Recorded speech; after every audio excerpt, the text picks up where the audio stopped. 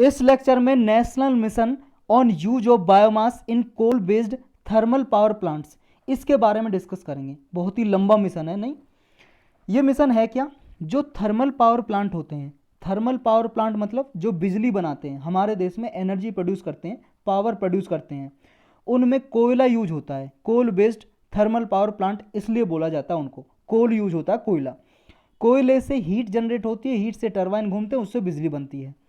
अब कोल के साथ साथ बायोमास का भी यूज हो। और बायोमास क्या होता है, ये बायोमास देखो भाई साहब, बायोमास क्या रहेगा, बायो में वर्ड क्या आ रहा है, बायो, बायो का मतलब क्या होता है, जीवन, जिसमें जीवन हो, और मास मतलब भार। तो क्या हो गया, जैसे बायो जीवन किसमें, लकड़ी है, लकड़ी पेड़ से बनी है, पेड़ में जीवन था, जो वुड बची ये क्या है, बायोमास ही है ये। जैसे मान लो किसानों ने फसल उगाई, क्रॉप, क्रॉप उगाने के बाद उसका रेजिड्यू बच गया, रेजिड्यू मतलब अवशेष, मान लो धान की खेती की, धान कटने के बाद पराली बच गई, पराली जिसका इशू चलता रहता है ना स्टेबल बर्निंग का, उसे जला देते हैं। अब किसान उसे जला देते हैं, उससे धुआं निकलता है, इमिशन निकलता है बर्न करने से। अब वो स्टेबल बर्निंग, अगर वो बायोमास है, ये भी स्टेबल स्टेबल है, जो पराली है, जो किसानों का धान की खेती करने के बाद अवशेष बचा है, या गेहूं की खेती करने के बाद वहाँ पे अवशेष बचा है, रेजिड्यू बचा है, अब उसको इन थर्मल पावर प्लांट में कोल के साथ यूज कर लिया जाए, कोयले के साथ, बॉयलर में, बॉयलर होता है उसमें जलाने के लिए। अब इससे दो फायदे हो सकते हैं, एक तो देखो ये किसान इसे जलाएंगे नहीं, इनसे खरीद लिया जाएगा, इन्हें भी पैसा मिलेगा, इनकी इनकम भी थोड़ी बढ़ जाएगी, इंक्रीज हो जाएगी। दूसरा फ़ायदा ये है, जब ये बॉयलर में कोल के साथ यूज किए जाएंगे, क्योंकि कोल जलाने से, कोयला जलाने से बहुत ज़्यादा पॉल्यूशन होता है, ग्रीन हाउस गैस का इमिशन होता है, जिसकी वजह से आपको पता है ग्लोबल वार्मिंग बढ़ जाती है। ग्लोबल वार्मिंग बढ़ जाती है, ग्लोबल वार्मिंग का मतलब है अर्थ का एटमॉस्फेयर का एवरेज टेम्परेचर बढ़ना, gradual increase in the temperature of atmosphere of the earth. अब उसकी वजह से क्लाइमेट चेंज हो जाता है, पर्यावरण परिवर्तित हो जाता है, मतलब क्लाइमेट चेंज।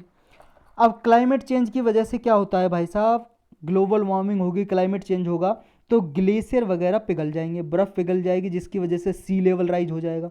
सी लेवल राइज होगा तो आसपास के छोटे जो आइलैंड नेशन है वो डूब जाएंगे, बहुत सारे लोगों की जो प्रजातियाँ ख़त्म हो सकती हैं।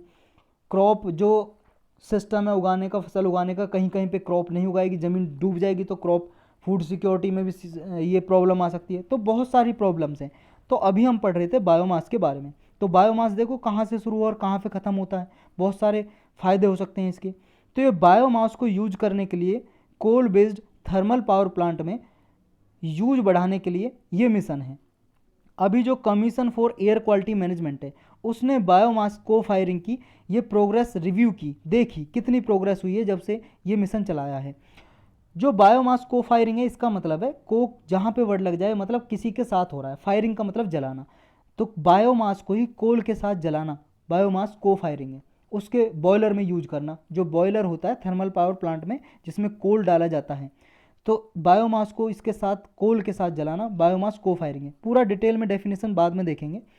तो कुछ प्रोग्रेस तो हुई है, ऐसा कहा है इस कमीशन ने, commission of air quality management है जो इसने, लेकिन कहा ये अप टू डिजायर्ड लेवल नहीं है, जितना इस मिशन में टारगेट रखा था उतना नहीं है। तो क्या है बैकग्राउंड, मई 2021 में एयर पॉल्यूशन को मैनेज करने के लिए और जो फार्म स्टेबल बर्निंग है इसको रोकने के लिए, कार्बन फुटप्रिंट को रिड्यूस करने के लिए थर्मल पावर प्लांट में मिनिस्ट्री ऑफ पावर ने डिसाइड किया था, इसको लॉन्च किया था, इस मिशन को, national mission on use of biomass in coal based thermal power plant, जिसके बारे में हम अभी पढ़ रहे हैं। ऑब्जेक्टिव क्या है इस मिशन का, टारगेट क्या, लक्ष्य, ऑब्जेक्टिव मतलब लक्ष्य, टारगेट, एम क्या है। पहला तो यह है जो प्रेजेंट बायोमास फायरिंग की जाती है ना, को फायरिंग 5% तक है, उसका लेवल बढ़ाना है, इंक्रीज करना है, ताकि कार्बन न्यूट्रल पावर जनरेशन हमारे इंडिया में की जा सके थर्मल पावर प्लांट से, कार्बन का इमिशन कम हो, ग्रीन हाउस गैस का इमिशन कम हो। नेक्स्ट इसका ऑब्जेक्टिव है R&D बढ़ानी है, इन बॉयलर डिजाइन में रिसर्च एंड डेवलपमेंट बढ़ाना है, ताकि high amount of silica alkali जो बायोमास पैलेट में प्रेजेंट रहता है, बायोमास पैलेट वही हो गया वुड वगैरह या बायोमास स्टेबल हो गया, इनमें इनमें जो होता है सिलिका एल्कली का कंटेंट, तो ये बॉयलर है ना जो अभी के बॉयलर, ये झेल नहीं सकते उसको, तो इनका डिज़ाइन और इनमें रिसर्च डेवलपमेंट करना ताकि इनका यूज, बायोमास का यूज बॉयलर में और बढ़ा सकें। नेक्स्ट है जो भी सप्लाई चेन में बाधाएं आती हैं, कांस्टेंट आते हैं, उनसे ओवरकम करना है, उनको रोकना है। जैसे बायोमास है, खेत में स्टेबल जल रहा है, उसको किसान के खेत से थर्मल पावर प्लांट में पहुंचाना, ये भी तो एक परेशानी है। किसान तो जाएगा नहीं लेके, उसे खर्चा आएगा। हो सकता है कि किसान के खेत से ही उठा ले उसे कंपनी आके, तो किसान को फ़ायदा होगा, उसे रुपए भी मिलेंगे, उसका बच जाएगा टाइम भी, अपना फसल में टाइम लगा सकेगा और उसका किराया भी बच जाएगा। तो जो ये सारी बाधाएं हैं सप्लाई चेन में, इसको ख़त्म करना है। ट्रांसपोर्टेशन में जो बाधाएं आती हैं या एग्रो रेजिड्यू को थर्मल पावर प्लांट में पहुंचाने में जो बाधाएं आती हैं उसको। नेक्स्ट ऑब्जेक्टिव है रेगुलेटरी इश्यूज। जितने भी बायोमास को फायरिंग में नियम रूल्स में जो परेशानी है उनको भी टारगेट करना है। इम्प्लीमेंटेशन कौन करता है इस मिशन का, लागू कौन करता है इस मिशन को? एक स्टेयरिंग कमेटी है जिसके चेयरमैन होते हैं सेक्रेटरी। सेक्रेटरी भाई साहब आईएएस ही प्रमोट होके बनता है सेक्रेटरी। जो पावर मिनिस्ट्री में सेक्रेटरी हैं वो इसको हेड करता है, इस कमेटी को। इस कमेटी में और भी बहुत सारे स्टेक होल्डर आते हैं रिप्रेजेंटेटिव, जैसे ministry of petroleum natural gas से आते हैं representative, ministry of new and renewable energy से, इस मंत्रालय से आते हैं इसमें कुछ मेंबर। तो ये इसको इम्प्लीमेंट करते हैं। एक एग्जीक्यूटिव कमेटी होती है, उसमें मेंबर होते हैं, थर्मल जो पावर प्लांट है उसका हेड होता है एग्जीक्यूटिव कमेटी का हेड, थर्मल पावर प्लांट का मेंबर। जैसे एनटीपीसी कंपनी हमारे इंडिया में, नेशनल थर्मल पावर कॉरपोरेशन एक कंपनी है। ये कंपनी सबसे ज़्यादा मेजर रोल निभाती है एनर्जी प्रोड्यूस करने में। हम पूरे इंडिया में सबसे ज़्यादा बिजली पैदा करती है एनटीपीसी। तो ये प्रोवाइड करेगी लॉजिस्टिक और इंफ्रास्ट्रक्चर सपोर्ट इस नेशनल मिशन के लिए। तो बायोमास को फायरिंग को अगर डिफाइन करना हो तो ये प्रॉपर डेफिनेशन आप लिख सकते हो। Concurrent blending and combustion. Concurrent का मतलब है फिलहाल, ब्लेंडिंग मतलब मिक्सिंग, कम्बसन मतलब जलाना। बायोमास मटेरियल को और फ्यूल के साथ, जो जीवाश्म ईंधन है फॉसिल फ्यूल जैसे कोल है, कोयला है, नेचुरल गैस है, इसके साथ जलाना ही कहलाता है बायोमास को फायरिंग। किस लिए जलाया जाता है? बॉयलर में जलाया जाता है कोल नेचुरल गैस के साथ बायोमास को, ताकि फॉसिल फ्यूल का यूज कम हो सके। फॉसिल फ्यूल मतलब जीवाश्म ईंधन, जीवाश्म ईंधन में आते हैं जैसे पेट्रोलियम, नेचुरल गैस, कोल, कोयला, ये सब। क्योंकि इनसे फॉसिल फ्यूल से ज़्यादा कार्बन इमिशन होता है, ग्रीन हाउस गैस का इमिशन ज़्यादा होता है। तो इसको रिड्यूस करने के लिए, एनर्जी जनरेशन में फॉसिल फ्यूल का यूज कम करने के लिए, रिड्यूस करने के लिए, और इमिशन, कार्बन इमिशन का जो इमिशन निकलता है, कार्बन इमिशन, उसको रिड्यूस करने के लिए, कम करने के लिए, कॉस्ट भी ज़्यादा ना बढ़े और इंफ्रास्ट्रक्चर में भी ज़्यादा इन्वेस्टमेंट ना हो। तो ये भी टारगेट रखा जाता है बायोमास को फायरिंग में।